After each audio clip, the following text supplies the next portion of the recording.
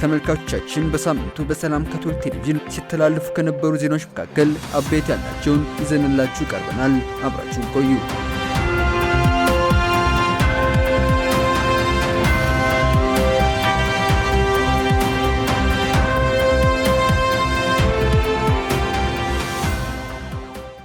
የቦሌ ቡልቡላ ልበ ማርያም ዓመታዊ ክብረ በዓል በታላቅ መንፈሳዊ ድምቀት ተከበረ።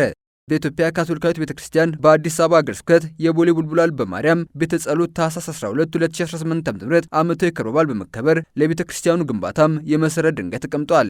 ብፁዕ ካርዲናል አቡነ ብርሃነ ኢየሱስ ዛሬ ለልበ ማርያም ቤተ ጸሎት ቤተክርስቲያን ለማነጽ የመሰረት ድንጋይ የምናስቀምጥበት ቀን በመሆኑ የዘንድሮውን ክብረ በዓል ለየት ያደርገዋል ብለዋል። በቦሌ ቡልቡላ ቤተክርስቲያን ግንባታ የመሰረት ድንጋይ ማኖር መርሃ ግብር ላይ ክቡር አባ ጴጥሮስ በርጋ ለዚህ ቀን መሳካት አስተዋጽኦ ላደረጉ ካህናት፣ የሳሊዛኔቶች፣ ለሰበካው ምዕመናን ምክር ቤት እንዲሁም በየደረጃው ለሚገኙ አካላት ምስጋናቸውን አቅርበዋል።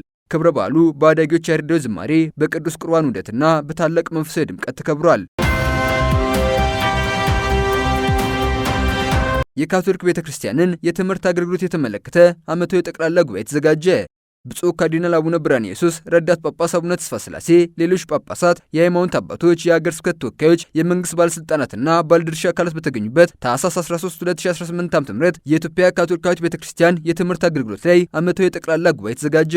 በዓመታዊ ጠቅላላ ጉባኤው የካቶሊክ ቤተክርስቲያንን የትምህርት ታሪካዊ ዳራ፣ ጉዞ፣ ተግዳሮት፣ ስኬትና መጻኢ ዕቅድ በተመለከተ ጥናታዊ ዳሰሳ ቀርቧል። በጉባኤው ላይ የተገኙት የመንግስት ተወካይ ባለስልጣናት ጠቅላላ የካቶሊክ ትምህርት ቤቶች እንቅስቃሴ ዙሪያ ከታዳሚው የቀረበላቸው ጥያቄና ሀሳብ ላይ ምላሽና ማብራሪያ ሰጥተዋል። በእምድብር ሀገረ ስብከት ስብከተ ወንጌል የተጀመረበት 100ኛ ዓመት የምዝገባ ፕሮግራም ተካሄደ። በኢትዮጵያ ካቶሊካዊት ቤተክርስቲያን በእምድብር ሀገረ ስብከት ዓመቱ ሙሉ ሲከበር የቆየው አባ ፓስካል የስብከተ ወንጌል አገልግሎት የጀመሩበት 100ኛ ዓመት የመዝጊያ ፕሮግራም ተካሄደ። የመዝጊያውን መስዋዕት ቅዳሴ የመሩት ብፁዕ አቡነ ሉቃስ ባሰሙት ቃል እግዚአብሔር የድሮ አባቶቻችን ወንጌልን ያስተማሩን አስታውሰን የዛሬውን ቤተክርስቲያንን ገምግመን በታላቅ መንፈሳዊ ወኔ በታማኝነት በቅድስና የእግዚአብሔርን ሕዝብ ለማገልገል ወንጌልን ለመስበክ ሁላችንም ካህናት ቁርጠኞች ነን ብለዋል። በመርሃ ግብሩ ላይ የተገኙት የካፑቺን ገዳም አለቃ አባ ሮቤርቱ፣ የቱሉዝ ሀገረ ስብከት ሊቀ ጳጳስ ብፁዕ አቡነ ጊ ለምዕመናን የእንኳን ደስ አላችሁ መልእክት አስተላልፈዋል።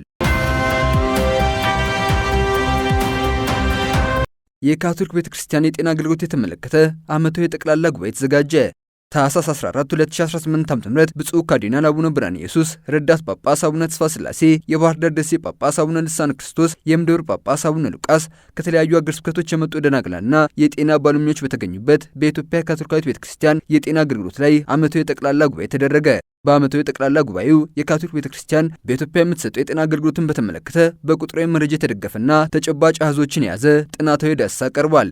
ይህንን መስክ አጠናክሮ ለመቀጠልም አመላካች መፍትሄዎች የተነሱ ሲሆን እስካሁን ግን የካቶሊክ ቤተክርስቲያን በ88 የጤና ተቋማት በየዓመቱ ለ5 ሚሊዮን ሕዝብ አገልግሎት ትሰጣለች ተብሏል።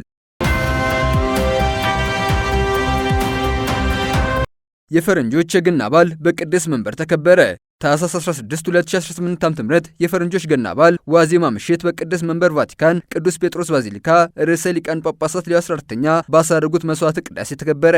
ቅዱስነታቸው በመስዋዕተ ቅዳሴ ላይ የገና በዓሉን የበጎ ፈቃደኝነት፣ የእምነትና የተስፋ በማድረግ እንዲከበር መልእክታቸውን አስተላልፈዋል። ቅዱስነታቸው ሁሉም የጌታችን ልደት ደስታ ተካፋይ እንዲሆን መልካም ምኞታቸውን በመግለጽ ይህን ደስታ ለሌሎች እንዲያካፍሉ ጥሪ አቅርበዋል። በኢትዮጵያ ካቶሊካዊት ቤተክርስቲያንም ለውጭ ሀገራት ዜጎች ታኅሳስ 16 2018 ዓ.ም በአዲስ አበባ ሀገረ ስብከት መድኃኔዓለም ቁምስና የገና በዓል መስዋዕተ ቅዳሴ ተካሂዷል። ተመልካቾቻችን በሳምንቱ በሰላም ካቶሊክ ቴሌቪዥን ሲተላለፉ ከነበሩ ዜናዎች መካከል አበይት ያልናቸው ይህን መስሉ ነበር።